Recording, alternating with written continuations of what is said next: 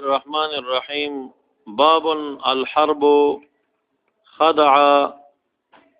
الحرب خدع الحرب خدع خدع خدع خدع خدع درې لغت دي. كفتح دخا سکون الدال شي خدع، نو دا هغه دوکا مرتن تویل شي. نو بیا مقصد دا شو چې الحرب خدع جنگ چې کوم دی دا دوکا مرتن واحدتن دا. نو ګویا کې نبی علیہ الصلوۃ والسلام تعلیم او ټریننګ ورکړی دی چې کومه دوکا خپل دشمن لره ورکې یو ځل دی ورکړه، هغه دوکا دویم ځل مې استعمال او هغه سړی ته تویخ وی خرابې دی بیا. نو الحرب خدع دوکا مرتن واحده ده، یو چانس چې دی هغه دی پکې ووالو هووال شو، کنه شو هغه چانس به مې استعمالوه، دویم کرتی بل چانس جوړ کاغی تا. دویم الحرب خدع، الحرب خدع په ضمیر د دال سره، په ضمیر د خا او سکون الدال سره. نو بیا معنا دا دی چې دا هو الاسم من الخداع، جنگ چې کم دی دوکا دا، یعنی محل الخدع دا محل د دوکې دی، جنگ محل د دوکو دی. دی کی اشارت دی تشه چې معظم کار او لوی کار په جنگ کې هغه دوکا ده. لکه الحج عرفه، حج عرفه ده، نو حج خو بعینه عرفه نه ده، خو لوی رکن پکې عرفه ده. نو دا شان په ټریننګونو د جنگ کې هغه لوی ټریننګ د خدعی دی. دا وی کنا کم کمانډر چې هغه ته خدعی زیات یاد وي، د دې جنگونو کې هم دا ډیر زیات پکاريږي. امارت اسلامی پارړخ بچ مخه شو زینه بیني ولیو او په دې خیال باندې په مسعود باندې ورل څومره زینت ونیول شو، مونږ هم پکې تلیو. او بیا لسم ورځ وا چې د مسعود خدعا راتا و شو په مونږ باندې، او داخل کې دار کور نه وای پیرونه او ډزې پاتونو داس یو کار جوړ شه چې پای کې ډیر غټ تلفات چې د امارت اسلامی ور کړیو. زما په خیال څه کم 10,000 کسان په اول شکست کې صرف شهیدان ومړو پکې، څومره بنديانو پکې، او دوه نیم ولایت د لا سم لاړل. دغه شان دوه کرتی بیا غدا خدعا کړیو. نو دوی مقصد دا چې الحرب خدع جنگ خدعا ده، یعنی معظم کار په جنگ کې چې ډیره کاروایی ور کوي ناغه خدعا ور کوي، لکه الحج عرفه. دریم دا چې خدع، دریم تاویل خدع معنا دا شو چې الحرب تخدع الرجال، جنگ دا یو شی دی چې په دې کې رجال دوکي کوي د خلکو سره، نو ورته خو بیدار اوسېګا. وایا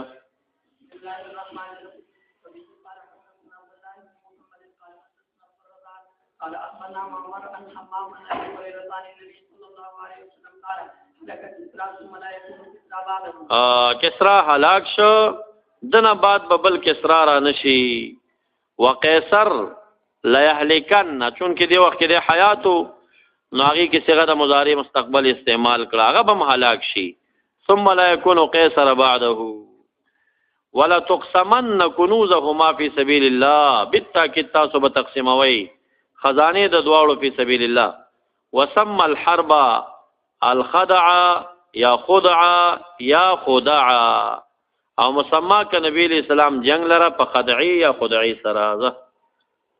قال حدثنا ابو بكر بن مسلم قال اخبرنا عبد الله قال اخبرنا معمر عن حمام بن منبه عن ابي هريره قال ثم النبي صلى الله عليه وسلم الحرب خدعه قال ابو عبد الله نو مدار دلتا ابو بکر ابن اسرم قال اخبرنا عبد الله قال اخبرنا معمر، سند جدا ده ذا او بل همام د پلار ذکر وشو چې همام بن منبه ده دا نه. او ابو بکر چې کوم ده نوم د بور بن اسرم ده ذا. قال اخبرنا ابن عيينة عن عمرو انه سمع جابر بن عبد الله قال قال النبي صلى الله عليه وسلم الحرب خدعه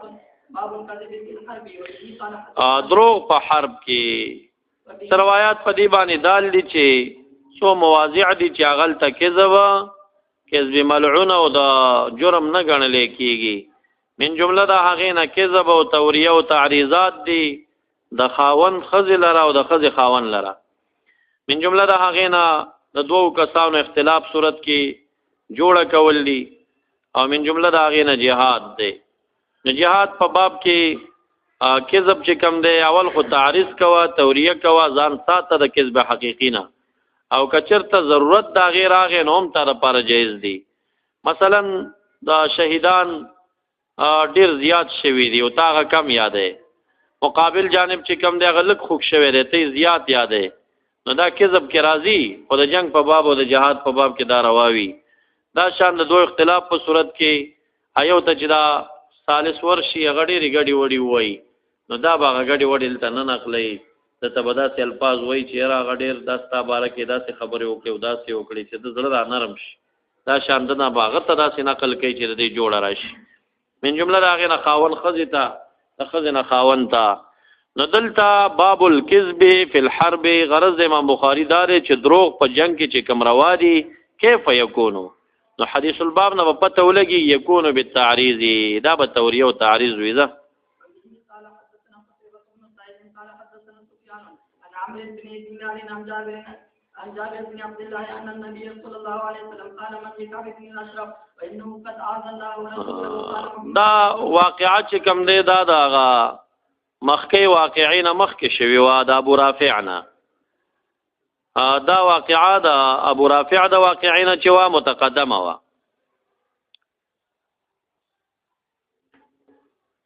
کعب ابن اشرف چې و دا د بنو قریظه و د یهودیانو یو سردارو او د به ډېر زیات تکالیف ورکول نبی علیه السلام. نو بیا محمد ابن مسلمه چې و هغه ورپسې لاړه خو نبی علیه الصلاة والسلام نه یې اجازه غوښتې وه. نو دی چې هلته ورغې دروازې ورته وټکوله شپه وه هغه راووته یا دغه ورځ دویمه ورځ د شپې ورغلی په اوله ورځ باندې همداسې تلې نو ورته وایي چې دا نبی اکرم صلی الله علیه وسلم چې دی ان هذا قد عنانا مونږ سم ستړي کړي یو زکاتونه رانه غواړي اوس څه شتم نه دی را سره چې ولیکو ورته ته مونږ سره لږ قرض وکړه. هغه ورته دا به تاسو ټیم په ټیم ستړي کوي تا ته مونږ نه وی بیا اوس خو بیعتونه کړي دي اوس خو یې ماتولی نه شو پرېږده چې پته ولګي چې خبره کوم ځای ته رسي حکومت را سره وکړه ویې چې خو قرض نه در کومه خو داسې وکړئ چې دا ښځې راولې مونږ سره یې ګاڼه کوي در به یې کوو. وی ته خو احسن د عرب وی اجمل دا ډېر ښایسته مو نو څنګه مونږ زنانه راولو تا کرې پرېږدو وی ماشومان راولې مونږ سره یې ګاڼه کوي. وی دا به زمونږ نسب او نسل کې یو پیغور جوړ شي. وی تورې راوړئ مونږ سره یې ګاڼه کوي. وی صحیح ده څه وخت راشو تورې به درته راوړو. وی سبا راشئ ځان سره کوم ملګری نیم بلم بوته ورغی او تورې ویوړې چې دروازه یې وټکوله بالاخانې نه راکوزېږي نو خپله ښځه ورته وایي دی کعب ابن اشرف ته چې دې دروازې د ټکارې نه ماته د وینو بوی راځي. دا زنانه کله کله عثماني غونډاره ولي د کارغه غونې هغه رښتیا خېجي نو هغه دوی د دروازې د ټکارې نه ماته د وینو بوی راځي. وینا نه دا خو محمد بن مسلمه دی ما راغی د ملګرو ته ویلو داسې به کوو چې د سره د خوشبویي ډېره لګوي او د ده ډېره ښایسته توره هم ده. زه به ترې دا توره واخلم چې دا څومره پړق وي د شپې دا څومره ښایسته ده نو بیا به زه ورته وایم چې دا څومره ښایسته خوشبویي دې لګولې ته را نږدې که دا سر چې زه لږ بوی کړمه چې سر یې را نږدې کړه نو زه به یې د سر نه قابو کړمه نو تاسو به ترې څټ ووایي. نو دا مشوره شوې وه نو هماغه شانته یې وکړه چې هغه توره ترې راواخېسته توره یې ملګري ته ورکړه دا وګوره څومره ښایسته خوشبویي دې لګولې ده. یو ما خو د ساداتو د کورنۍ ښځه کړې ده او په ما ډېره خواري کوي په خوشبویۍ کې. وی دا سر لږ را نږدې که چې بوی کړم یو ځل ده بوی که بیا په ملګرو بوی که بیا ورته آخر وایي ته یو ځل بیا را نږدې که چې بیا را نږدې که د سر نه یې کلک ونیو څټ یې ترې ووالو. نو دا هغه کعب ابن اشرف دی. قال من لکعب ابن الاشرف فإنه قد عاد الله ورسوله محمد ابن مسلمه اگر پاس تحب ان اقتله یا رسول الله قال نعم قال راوی وی فاتا پسرا غیدا محمد ابن مسلمه هو دی کعب ابن اشرف لرا هغه تی ویل چې ان هذا ګور دا دروغ نه دي تاسو تعریضات دي ان هذا یعنی نبی علیہ السلام قد عنانا اتعبنا مونږ ستړي کړیو هغه ځهن کې داوا چول چې مونږه په زکات ستړي کړیو صحیح ده او د مقصد څه شیو دا شریعت حدود او احکام خپل ستړي کوي دا مونږ دم ستړي کوي دا نور کارونه اته په ځهن کې هغه معنا و چې شریعت او حدود ډیر سخت دي او هغه ځهن کې بل معنا و چولا نو دا تعریضات شو توریه شو قد عنانا وسالنا الصدقه اغواړي زمونږ زکات قال نو دی ور قال فقال واذن والله لتملن راوی وی چې کعب بن اشرف ورته ویل والله لتملنه اذن قسم بالله تاسو به ډیر په ملال کې واچي د غرنګي ډیر به مستړي کې په ملال کې به مواچي قال فإنا قد تبعنا پس مون خو اتباع د کړي دا اور پسې عبارت سره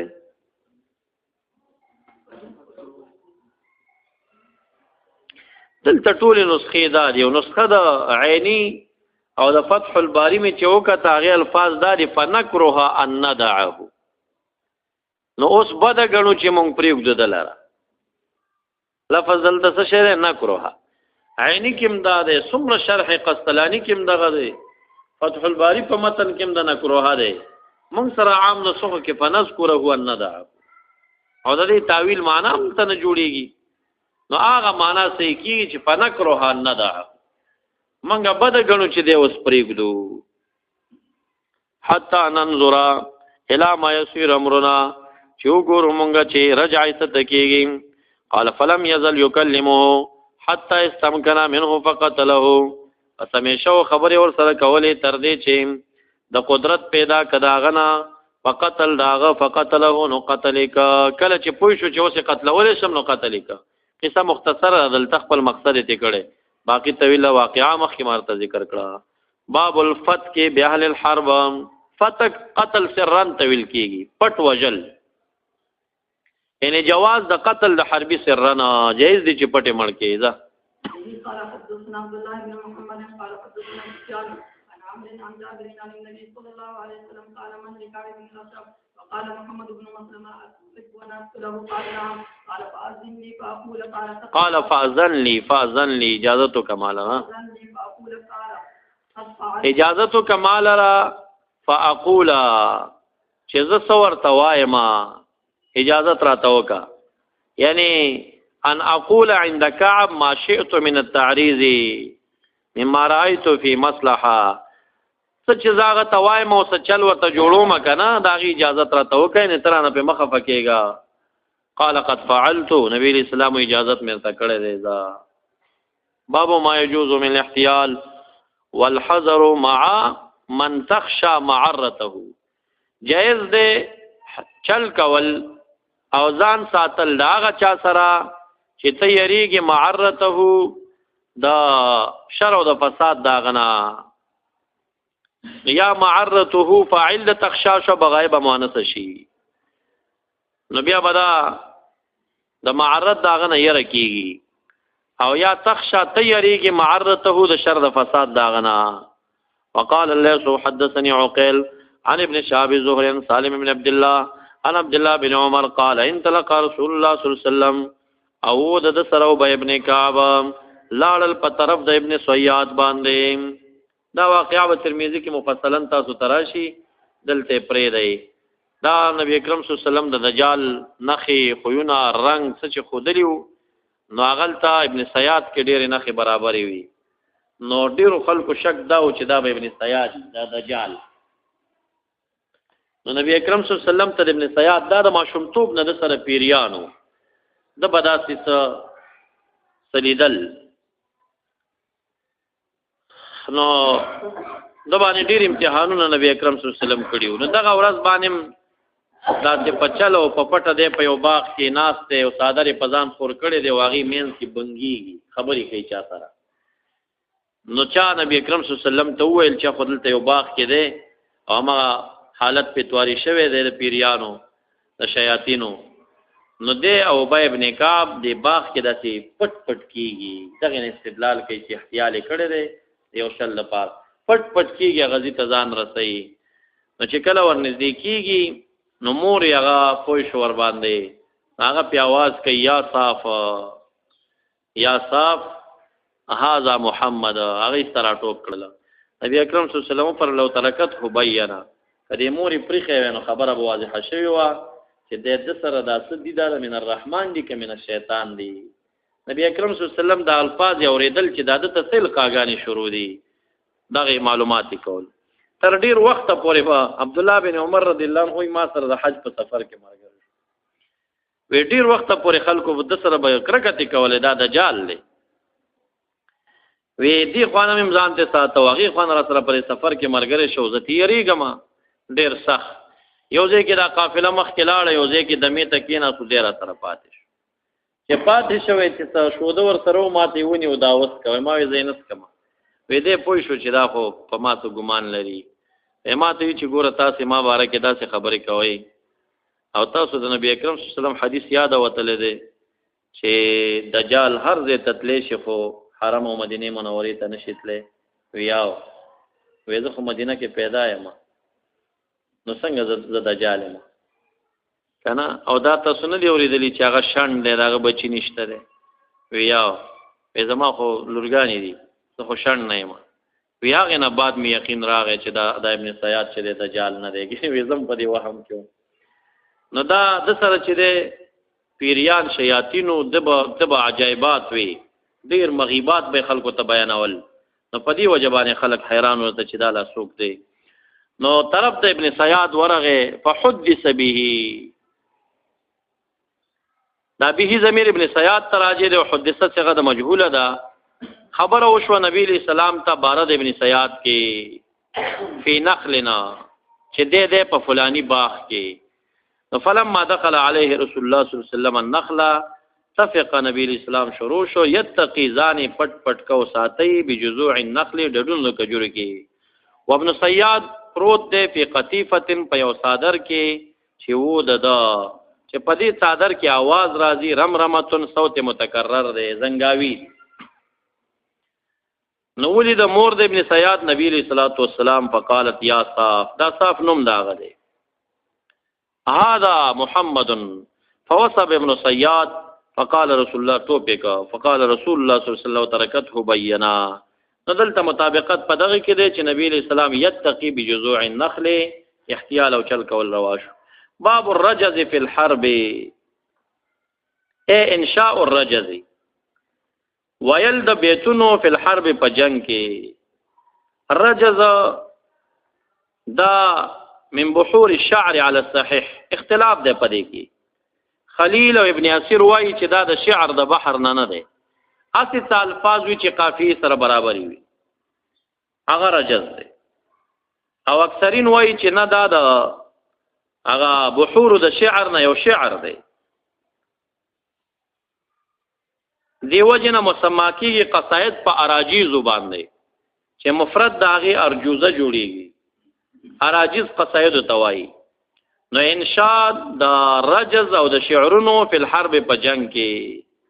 دانګ رفع د صوت په حفر الخندق او چتوال د आवाज په کنستلو د خندق کې پدې کې روایت د سهل ده عن النبي صلی الله علیه وسلم چې پای کې الفاظ دا او چې لا عيش الا عيش الاخره او روایت د حضرت انس ده عن النبي صلی الله علیه وسلم چې پای کې الفاظ د الاخره الا اخر الاخره دي دا مخکې تاسو ته تیر شوی دی اجمالی وکړه فخفر الانصار والمهاجرا او دارنګ فيه په دې رجز کې روایت د یزید دی عن سلمہ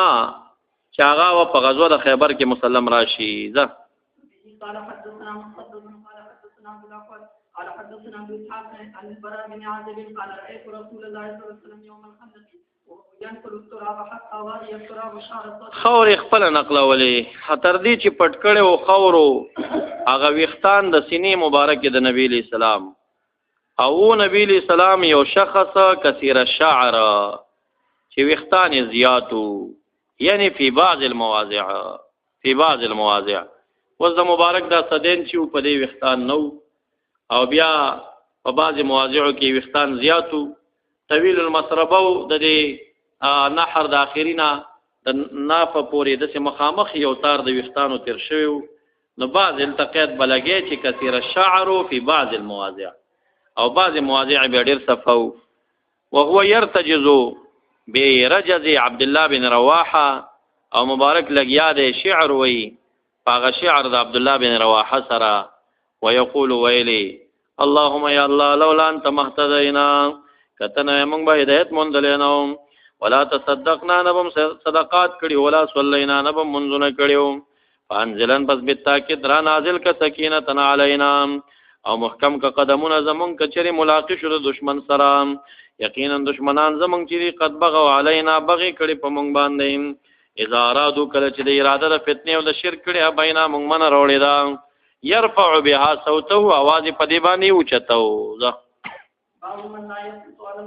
نو دلته من لا يثبت على الخير ينبغي لاهل الخير ان يدعو له بالثبات څوک چې پاس نشي کېناسته اهل خیر او نیکانو ته دعا پکار ده چې د تر ثبات دعا وکي حدیث پرون تیر شوی دی د حضرت جرير چې نبی علیہ السلام څنګه کیوه او به دعا ورته وکړه وبه قال حدثنا محمد بن عبد الله بن نمير قال حدثنا ابن ادريس عن اسماعيل عن جرير قال قال بني رسول الله دا د یو غټ خاندان بچی دی خپل فخرم کوي جرير ابن عبد الله او دا د ملکانه کورنۍ سړی دی او دا نبی اکرم صلی الله علیه وسلم هر چا خپل منزل او مرتبت ورکاو د غټي کورنۍ کس چې هغه به ډیر نازولو نو دې ځوانو او د کې معنام پرته و مجاهد لوی کارو زړورمو نو دا چې کله به نبی اکرم صلی الله علیه وسلم ځان ته څوک براتلل نو اجازت به غوښته چاته به اجازه ورکړه چاته نه یاره نن اوس مرزه بیا راشه نو دی وی چې ما حجبنی رسول الله منذ اسلمتو نبی علیہ الصلوۃ والسلام نه د منع کړي مال را د دخول د کور نه کله نه چې اسلام راوړل یعنی هر صحابي بارکی ویل راشه مرزه او چې زبر عالم دی نه دی ویلي چې مرزه زه همیشه پر خیم خپل لقال را ولا رانی او نه دی کتلی مال را الا تبسم فی وجهی مگر ماته تبسم کړي دی ولقد شکوت الیه ما وتشکایتو ک چې انی لا اثبت علی الخیل دا واقعا ده چې کم د کعبه یمانیه دورانولو د پارزی پاس ورېدلو شکایت مې وکړه فضرب بيده في صدري فلاس باندې پسینه کې وعلم وقال اللهم ثبته واجعله هاديا مهديا باب دواء الجرح دوائی د زخمونو باحراق الحسير پس وزولو د پوزکی سره او دارنګ غسل د مرئ د پلار خپل نه دم لرا چې فاطمه بیبي هغه وینه د مخ د نبی اسلام نه انځلي وا دارنګ حمل او راوړل د وبو په تر سه پډال کې لا به قال حدثنا علي بن عبد الله قال حدثنا سفيان قال حدثنا ابو هازم قال سأل سعد بن سعد الطاجي بأي شيء جرح النبي صلى الله عليه وسلم فقال ما بقي من الناس احد پس شی باندې دوا شی ورته تاسو ته تیر شوی دی كان علي يجيء بالماء ما بقي من الناس احد اعلم به مني څوک په خلکو کې لوی اعلم په دغه جزئیه باندې زمانه نه دی پاتې دا څوک وای سهل ابن سعد الساعدي وای دا عمر ډیر زیاتو کنه نو دی وی چې هغه صحابه چې غزوه احد کې شریک وغه ټول وفات دي یا حقیقت کې ټول وفات او یا دا چې دغه علاقه کې نه وفات بلکې نو شاګرد ته وی چې زمانہ علم پر واقعا نشته ځکه چې بل څوک واقعا کوي د غیر نه روایت بکې او زه موجودم پر صحنه کې ها وكانت يعني فاطمه تسرع زمان وجهي واخذ حسير دکړې شو حشیه معنا دکړې شو پاغه جرح رسول الله صلی الله علیه وسلم باب ما یکره من التنازع والاختلاف هغه چې مکروه تحریمی دي حرام دي جګړه او اختلاف په جنگ کې دارنګ عقوبت من عصا امامه د خپل امام او د قومندان د قانون نافرمانی چې وکړه سزا دا غدا چې شکست بخوري وقال الله تبارك وتعالى ولا تنازعوا جګړه مکوئ خاصتا فی امر الحرب فتفشلوا بذل بشی جبن بدر کې راشي فشل جبن توي وتذهب ريحكم لاړ بشي قوت د جنگ تاسیان الحرب یعنی قوت الحرب دا حرب باندې د ریح ترجمه دا قتاده رضی الله عنه دا قال حدثنا يحيى قال حدثنا وكيع عن شعبة عن سعيد بن ابي برده عن ابي عن جده ان النبي صلى الله عليه وسلم بعث معاذا وابا موسى الى اليمن قال يسيروا ولا تعسروا یسرا آسانی کوي په جزئیو مسایلو کې نو قاضي د پاره دی باندې عمل پکار دی ولا تعسرا او تاسو به چې کوم دی سختی نه کوي په قوانینو کې وبشرا ترغیبات باور کوي ولا تنفرا وعیدات نزان ساتي ورې د مسایلو ته وکیږي ښا یسرا ولا تعسرا دا دواړه قوانین قاضي لري استفتاء در تراله او ته مفتی وي ته قاضي وي اسانه جزئیه ګورا یسرا اسخت پسې مزه چې چا سخته کړي تا غا اسانه ګورا چې امت احکام اسانه شي او خلق دې طرف ته مایل شي بیا بشرا ولا تنفرا دا علما سره لګي علما چې بیان کوي نو ترغیبات زیری د جنت دی ور کوي ولا تنفرا هغه وعیدات د اور او دا سيزونه ډیر نه ور کوي ما یو ځای بیان کولو امی سړی و امی اوس بندي دی پولیس چرخی کې غډیر تکړه سړی او قومندان پاتې شو ما تی چیرې مولانا صاحب تاسو بیانونه مې خوښ نشو ما ولی وی تاسو دا بیانونه کوي کافر باره کې جهنم راغلی یو هغه تاسو په مسلمانانو ټول چسپان کوي او دا آیت هم کله دی امیانو تونوي چې عدت للکافرین دا جهنم کافر ته تیار دی نو ځکه کافر مسجد ما لپاره دی نو دا خبر ډیره د معنا نه ډکه وکنه ما ته مخ سره د ازیر آیات شو چې ګورې دا تا زیادت وکړه تا دلته دا بیان ټول په وعیداتو باندې وکړه سخت بیان مې کړی په هغه ځای کې نو خبره د هغه امیر روغه وه چې بیان ترغیبي پکار وي او رښتیا زمونږ تجربه هم دا ده چې کوم ځای مونږ بیان ته لاړ شو ترغیبي بیان وکړو هغه چې څومره تاثیر کوي هغه تخفیفي هغومره نه کوي تخفیف والا بیان هغومره نه کوي څومره چې ترغیبي بیان تاثیر کوي خلکو ډېره زیاته مینه پیدا کېږي د دین د کارونو سره چې هغه ته ترغیب د جنت ورکولی شي نو او حدیث مبارک کې راځي او عالم د بنی اسرائیلو چې دا هغه تمام عمر کې د چپې اوږې فرشتې قلم په کاغذ کې نه ویښې دومره صالح او چې کله پیشي خدای تعالی ته وشو نو ټول عبادات مردود شو فیصله د جهنم په وشو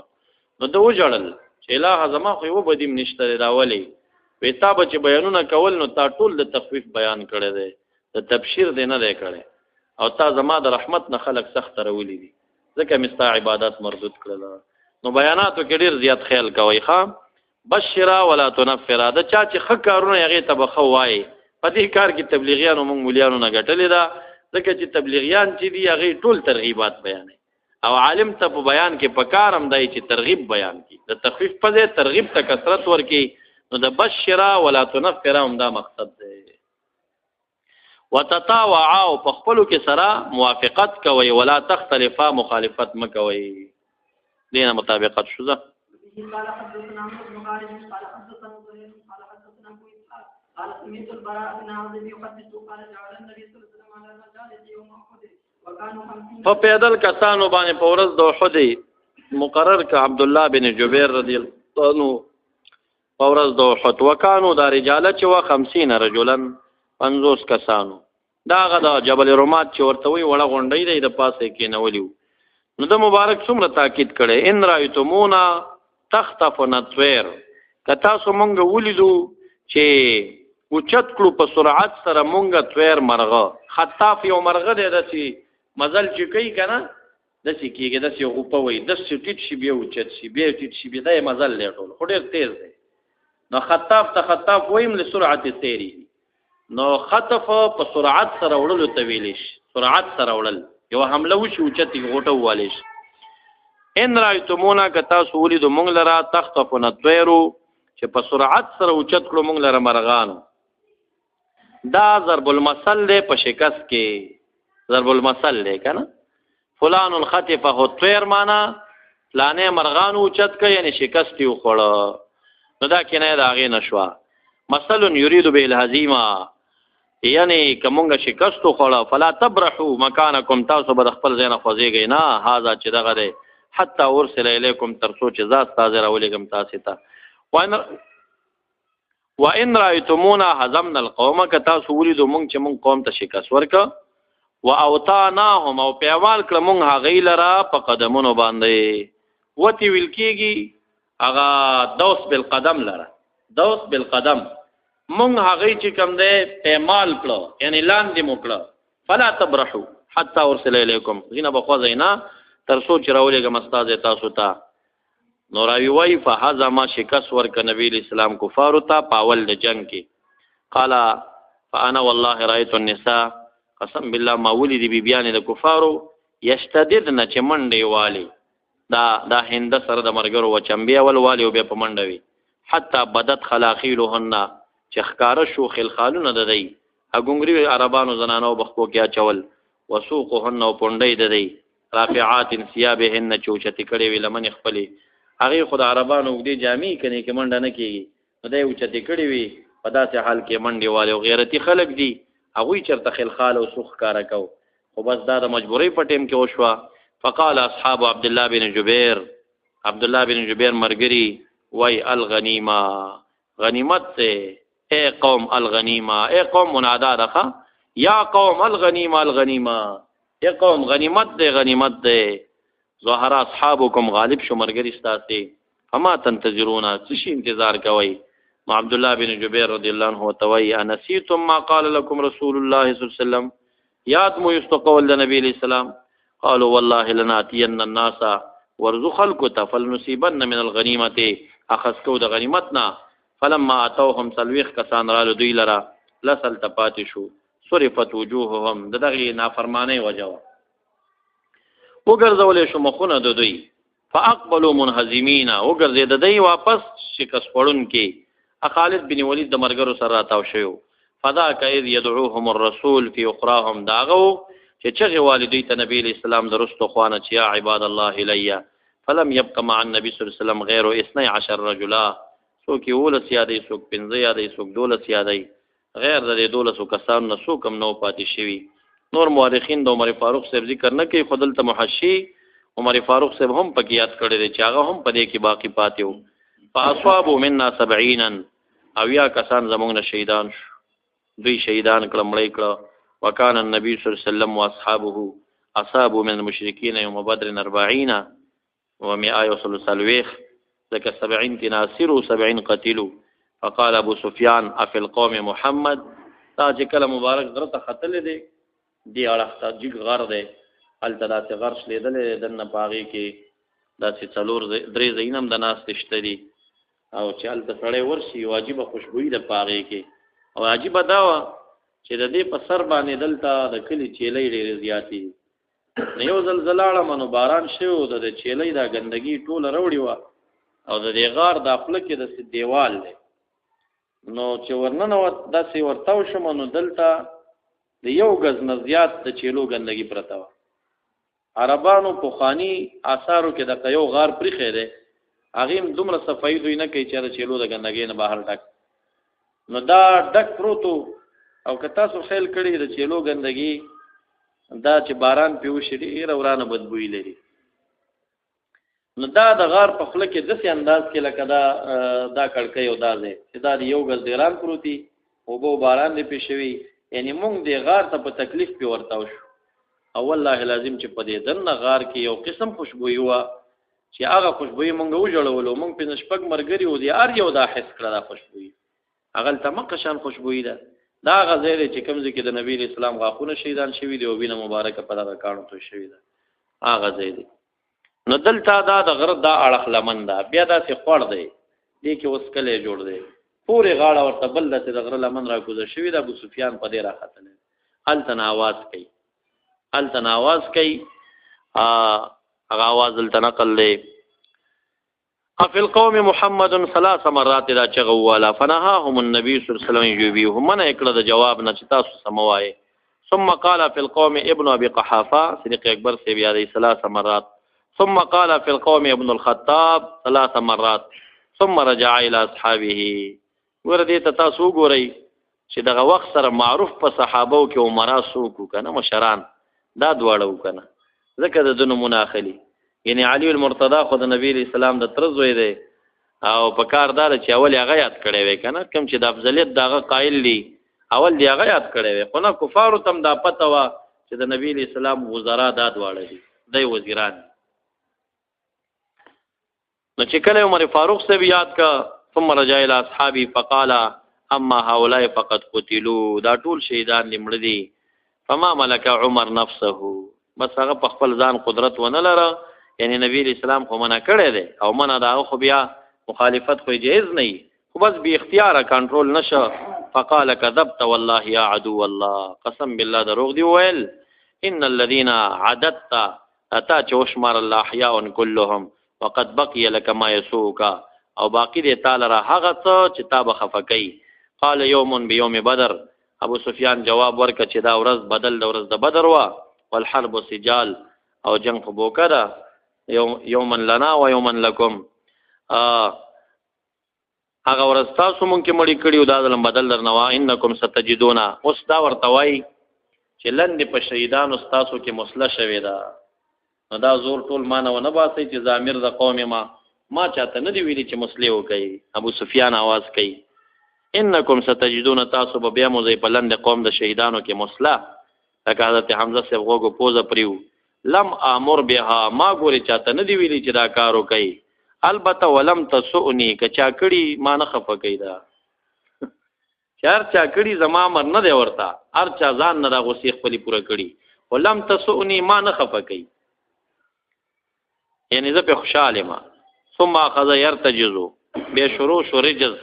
په جګ आवाज باندې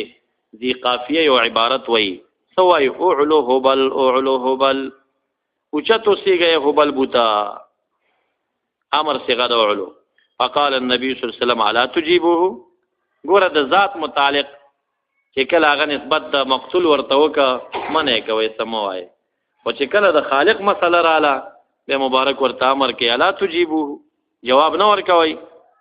قالوا يا رسول الله ما نقول سووا قال قولوا الله اعلى واجل ناغه جواب ورکه ان لنا العزى ولا عزى لكم من عزى بتلر تاسو نه لري عزى. فقال النبي صلى الله عليه وسلم الا تجيبوه له قالوا يا رسول الله ما نقول قال قولوا الله مولانا ولا مولا لكم لا ناصر لكم. باب اذا فزعوا بالليل کله چې ویریږي قوم د شپې څه کول پکار دی امیر لره خوبونه نه دی پکار بلکې د قوم نه بغیر دی دا فضا ختمه کی ویخ دي شي. نبی علیہ السلام د شپې وتل او را واقع او روایت تیر شوی ده. وبه قال حدثنا قتيبة قال حدثنا حماد عن ثابت عن انس قال كان رسول الله صلى الله عليه وسلم احسن الناس واجود الناس واشجع الناس قال وقد خرج من المدينة ليلة سمعوا صوتا قال فلقاهم النبي صلى الله عليه وسلم على فرس لا عريان چې خالد زین نو د متقلد غاړه کې چولې او تور خپلا فقال واپس راغ لم تراو يريږي بنا لم تراو يريږي بنا ثم قال رسول الله صلى الله عليه وسلم وجدته بحرا يعني الفرس.